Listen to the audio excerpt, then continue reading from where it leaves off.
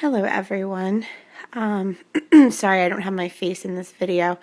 I'm getting over cold and sorry, my voice is a little bad too. My nose is like all red and you don't want to see that. Anyway, I just wanted to show you guys this is the main living area of our apartment. I just want to show you guys some of the ideas that we've used to save space. As you can see, this is pretty much it. It's one big room. There's Barkley. Hey, puppy.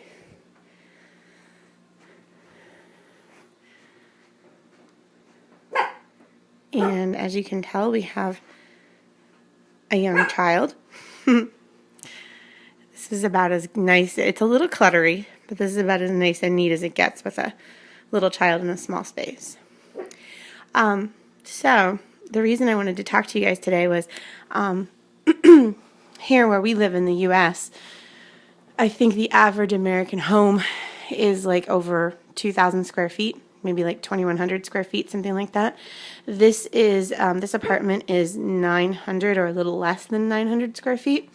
So it's a small space for United States standards. Now I know in like New York City or in like maybe Paris or London, you know, this apartment would be huge. But around here, you know, the normal thing is people only live in apartments when they're first married, and then when they have a child or children, they move to a great big house. Well, my husband and I were married for about 7 years, and we were in this apartment. There's only 3 other areas other than what you're looking at right now. We have a bathroom, which is over there next to the refrigerator. The door is.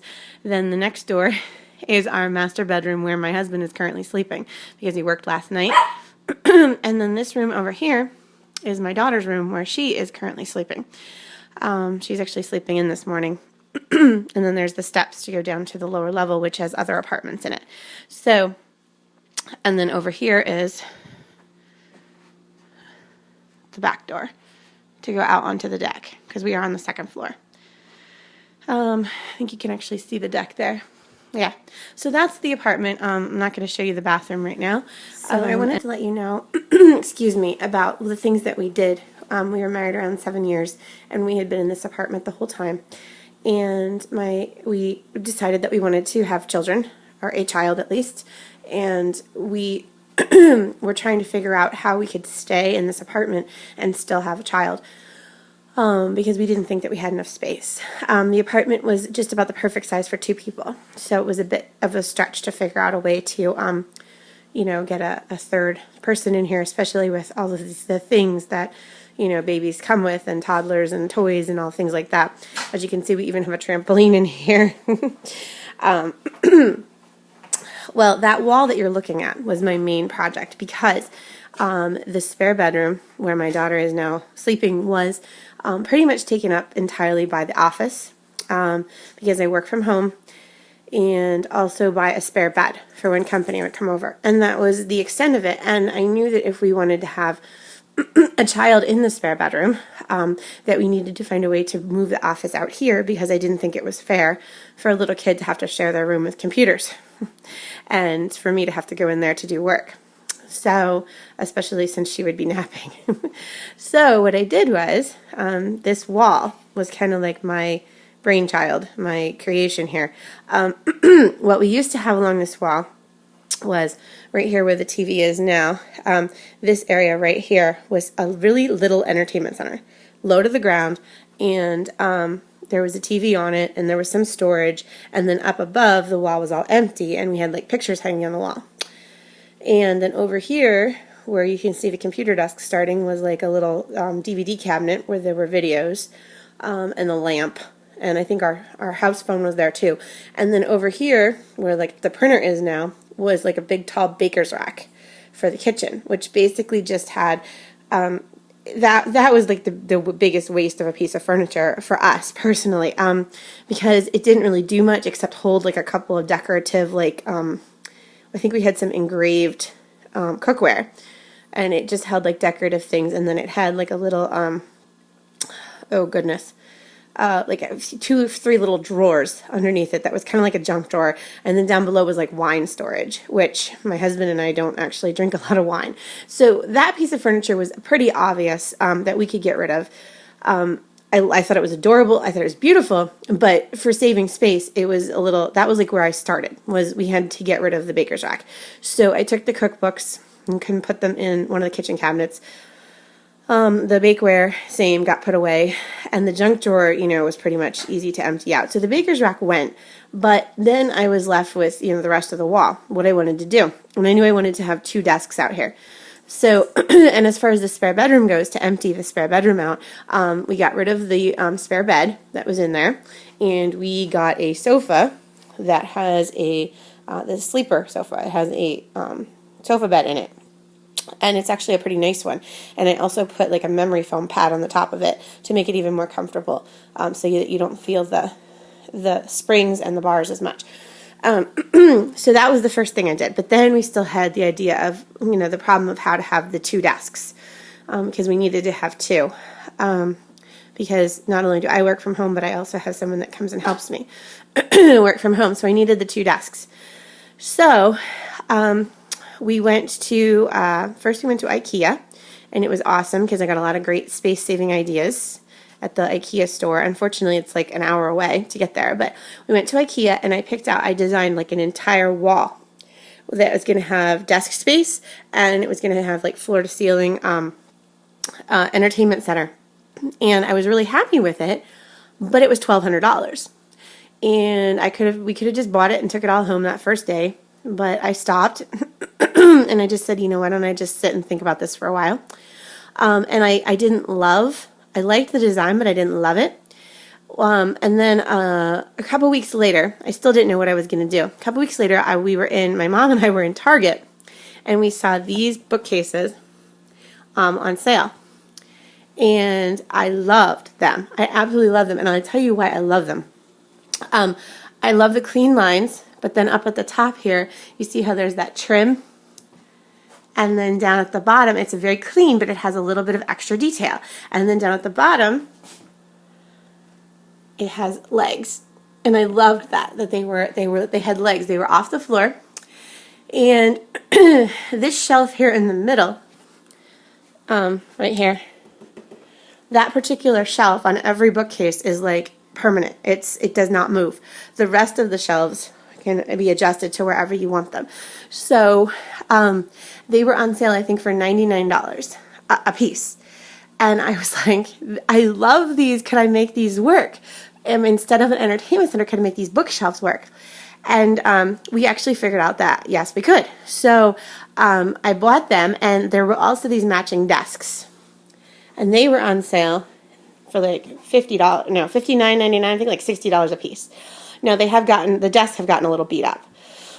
But, they've served the purpose. The bookshelves still look great. The desks have gotten a little beat up from the chairs. But, so that's what we did. And we actually bolted them to the wall so that they would be safe. And the TV and all of the entertainment things went in there. And I love those cloth bins. I was able to get a lot of those cloth bins to put the DVDs in. We have like family videos and stuff, and we have a large DVD collection, and then we also have like family things, like family VHS and videos and things like that. And they are bolted to the wall, so they will not move, and they will not fall over. So that was one of the things that we did there. And then over here, as far as the desks go, desk chairs were really expensive, and I needed chairs to go with them. So we went to a discount furniture store that bought like old bank furniture and things like that. And I found those 2 office chairs for $50 each, and it seemed expensive at the time, but then when I looked and saw what regular office chairs were selling for, that was a really good deal. And so, and the filing cabinet there was like $50 or $60. So, and then that black piece that you see on the wall was actually my aunt's, and it actually has legs on it. It has legs on the bottom, and it was to sit on top of her desk and organize her desk, and it was white. And my aunt was going to get rid of it because she got rid of her desk. So I snagged it and we spray painted it black. And my dad bolted it to the wall. It's also not moving. It's up there really well. And that we use to house a lot of the papers that we use for work, in addition to the filing cabinet. So all in all, the entire wall here cost me, I think I figured it out with the cloth bins and the 3 bookshelves. The 3 bookshelves were like $300, and then it was another $120 for the desks. So that's like $420, and then till we got the office chairs and the filing cabinet and the the cloth bins, I think it was around $600. So instead of the IKEA $1,200, we got the we got about half that. So it was a way to save on space and also to save money. Now the sofa, I think the sofa was on sale. It was $500 it was brand new at a discount furniture outlet, and then they also had like a 20% off sale for a few days. So I think it came down, or 25% off. I think it was $425, so it was 20% off, I think. And then we picked it up and brought it here ourselves with my father's truck. So that was an additional expense, but that we would have had to do anyway because our sofa was really bad and we needed to replace it. So that was not directly related to this wall. So we had the wall designed at IKEA for like $1,200, and we got it for Another $600. piece of furniture that I really adore was these little cube shelves. They work really well along with the cloth bins, the same cloth bins that fit over here, fabric cubes I think they're called. They work really well for toy storage and for my daughter's books. And we have 2 of them out here, and we also have 1 in her bedroom. They can be used for clothing, books, shoes, toys, whatever. And I just absolutely love them. I think we might have gotten them for like $40 to $50.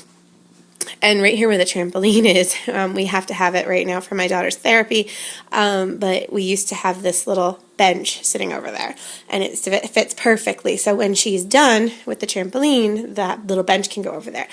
This bench was from my mother, and when you're saving space, a good thing to do and live in a small space is to look for pieces that have multiple function. And this not only is seating, but it also has our family picture albums, photo albums in it. And another piece that does double duty is over here at the sofa is this ottoman. It's a great ottoman. Got it at Walmart on clearance for like $25.